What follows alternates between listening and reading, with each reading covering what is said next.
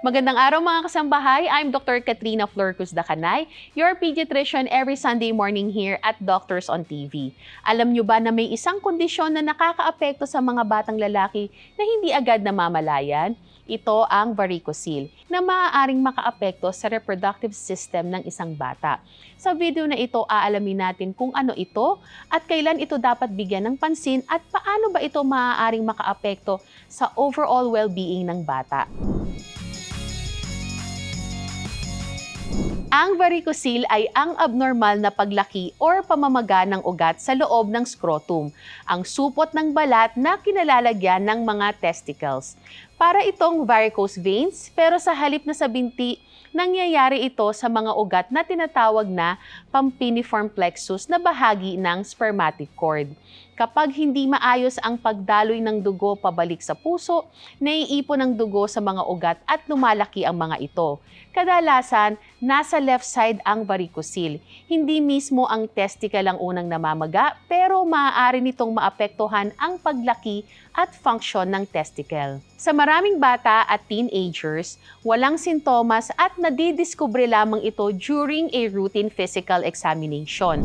Kapag may sintomas, maaaring makaramdam ng mabigat na pakiramdam sa scrotum, dull o parang humihilang sakit, o kaya ay may discomfort pagkatapos mag-exercise, matagal na pagtayo o kapag mainit ang panahon. During check-up, pwedeng may nakikita or nakakapa na parang kumpol ng malalambot na ugat. Minsan, inilalarawan ito na parang bag of worms. Pwede ring ang isang scrotum ay mas maliit kaysa kabila. Karaniwan ay mild at dull ang discomfort. Ang biglaan at matinding pananakit ay hindi typical ng varicocele. Kapag biglaan at severe ang sakit, may pamamaga, pamumula, pagsusuka or abdominal pain, dalhin po agad sa emergency room ang bata dahil kailangang ma-rule out ang tinatawag nating testicular torsion na isang surgical emergency. Ang varicocele mismo ay karaniwang hindi life-threatening. Pero hindi rin dapat itong baliwalain dahil maaari nitong maapektuhan ang testicular growth at ang fertility ng bata. Mahalaga ring ma-evaluate ang varicocele na nasa right side lamang, biglang lumilitaw o nakikita sa batang hindi pa nagbibinata. Bihira pero maaaring may ibang kondisyon sa abdomen or sa kidneys na humaharang sa daloy ng dugo. Mas madalas itong lumilitaw sa simula ng puberty or pag-teenager ng bata dahil mabilis ang paglaki ng katawan at tumataas ang blood flow papunta sa testicles. Karaniwan may problema sa valves ng veins kaya nakakabalik or naiipon ang dugo sa scrotum. Maaari ring may anatomical factors na nagpapahirap sa drainage ng dugo, kaya mas common ito sa kaliwa. During puberty, mabilis ang paglaki ng testicles at mas marami ang kinakailangang blood flow. Kapag hindi kayang i-drain ng maayos ng veins ang dagdag na dugo, maaari silang lumaki. May possible genetic contribution din ito pero hindi pa ganap na malinaw ang buong mechanism. May 3 clinical grades. Grade 1 is yung nakakapa lamang kapag pinapaire o pinapagawa ang Valsalva maneuver. Grade 2 is nakakapa kahit hindi umiire at ang grade 3 naman ay malaki at nakikita na habang nakatayo. Sinusukat din ang laki ng 2 testicles. Ang differences na higit sa 2 milliliters or 20% ay maaaring ituring na significant. Maaaring gumamit ng scrotal Doppler ultrasound upang masukat ang testicular volume at makita ang backward flow o reflux ng dugo. Hindi lahat ng varicocele ay kailangang operahan. Kung walang pain at normal ang paglaki ng testicles, maaaring observation at regular follow-up lamang ang kailangan. Pero sa mild discomfort, maaaring makatulong ang paghiga, supportive briefs or athletic supporter, at pain medicine kapag pinayuhan ng doktor.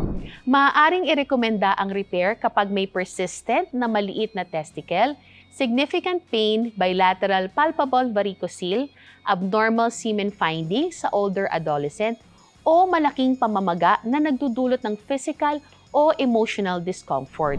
Ginagamot ito sa pamamagitan ng pagligate o pag-block sa abnormal veins gamit ang microsurgery, laparoscopic surgery or sa ibang cases, embolization. Hindi kailangan automatic na bawalan ang sports or yung normal activities.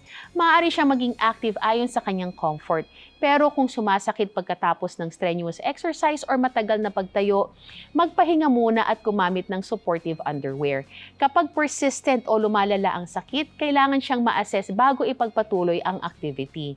Karamihan ng batang may varicocele ay nakakapag-aral, nakakapaglaro, nakakapag-sports at namumuhay ng normal. Ang mahalaga ay hindi mapabayaan ang follow-up lalo na habang nagbibinata upang mabantayan ang paglaki ng dalawang testicles. Maging open po kayo na pag-usapan ang tungkol sa puberty at body changes ng angkop sa edad. Turuan ng anak na magsabi kapag may bukol, pamamaga, pagbabago sa laki ng testicles, heaviness or pananakit nang hindi siya pinapahiya o tinatakot. Irespeto din natin ang kanyang privacy pero siguraduhing nakakadalo siya ng regular check-ups. Tandaan po natin ang anumang biglaan at matinding scrotal pain ay emergency. Huwag hintaying mawala lamang ito dahil every hour can matter kapag testicular torsion ang dahilan. Ang maagang pagpapatingin ay hindi nangangahulugang kailangan agad ng operasyon. Ang layunin ay makagawa ng tamang diagnosis, mabantayan ang testicular development at maprotektahan ang kanyang future reproductive health. And that's it mga kasangbahay. Sana ay marami kayong natutunan sa araw na ito. And always, please consult your pediatrician for your baby's health. Thank you again for watching today's episode. Again, I'm Dr. Katrina Flor-Cruz Dacanay. You can contact me through my Facebook and YouTube channel, Dr. Katrina Flor-Cruz, Instagram and TikTok, katrinamd.ph. So see you again in our next episode.